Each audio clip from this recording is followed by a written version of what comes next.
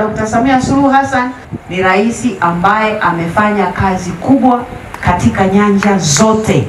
Utataja afya, utataja elimu, utataja miundombinu, na ninyi wana Kibaha na ninyi wana Pwani ni sehemu ya wafaidika hao. Viwanda vingi sana vimejengwa hapa Pwani, na sehemu ya viwanda hivyo vimejengwa yeye akiwa rais, na mkuu wa mkoa amesema hapa viwanda vikubwa 78, hapo hajataja vidogo, 78 vimejengwa chini ya utawala wake.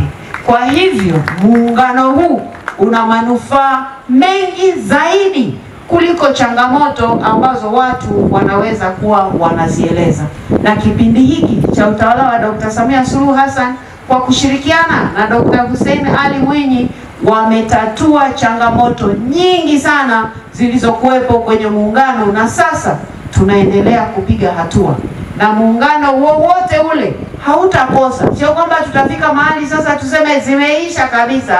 Jamani, hata sisi tunavyoishi kule majumbani sikuna hapa na pale.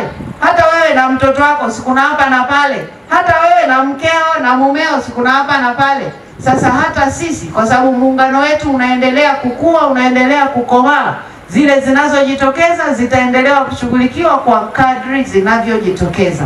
Kwa ujumla wake, muungano wetu umefanya vizuri, umetuweka Watanzania kuwa wamoja, umetuweka Watanzania kusogea mbele kimaendeleo kwa ajili ya mashirikiano ambayo yapo. Tulinde muungano kama ambavyo tunawaheshimu waasisi wetu, wametangulia mbele za haki, lakini mpaka leo tunakumbuka maneno ya busara walioyasema, maneno ya hekima walioyasema wakati tukiungana.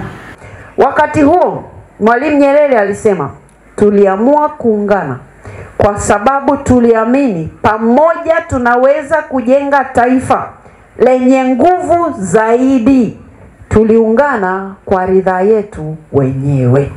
Sheikh Karume alisema muungano huu ni kwa ajili ya watu, si kwa ajili ya viongozi. Tuliuanzisha kwa upendo, si kwa hila.